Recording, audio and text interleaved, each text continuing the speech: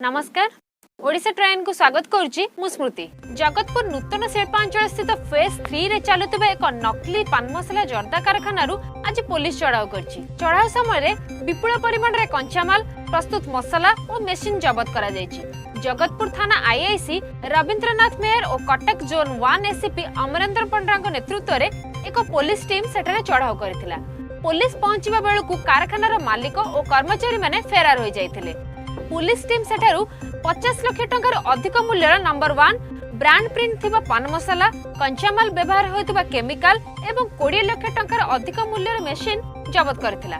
सामग्रीर प्रस्तुति और एक्सपायरी तारीख लेखा नथिबारु एहाको संपूर्ण बेआईन कारखाना बोली प्रमाण करा जायछि।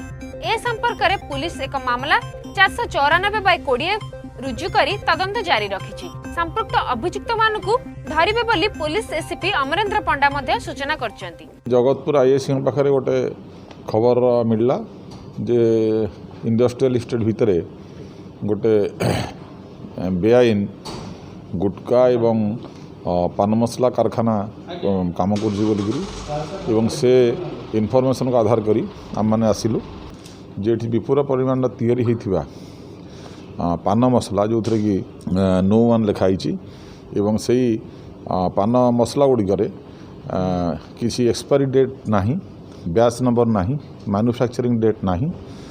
ता अर्थ ये जो जिनस गुड़ाक तैयारी करा जाउथला ता देहरे लिखाई best use before 6 months of manufacturing मान 6 मास भितर यहाँ लोक मैंने व्यवहार करने कथा किंतु यहाँ जेहेतु मैन्युफैक्चरिंग डेट नहीं तेणु यहाँ जिते समय भी मार्केट रे बिक्री हो पार कि जो लोक मैंने प्रकृति आपको नहीं खाऊँच से मैंने जानीपर ना जे केतबेले यहाँ तैयारी होती तेणु एक्सपायर्ड हो जाइथिबा जिनस गुड़िक लोक मैंने खाइबे जहाँद्वारा कि स्वास्थ्य पक्ष बहुत क्षतिकारक हम। वर्तमान जिनस देखला जना पड़ जाऊँ माने 7-8 ट्रक जिनस ये पारे आउ तार तर्जमा चली फर्दर इन्वेस्टिगेशन जो मैंने एथर संपृक्त थे से कमिशनरेट पुलिस गिरफ्त कर।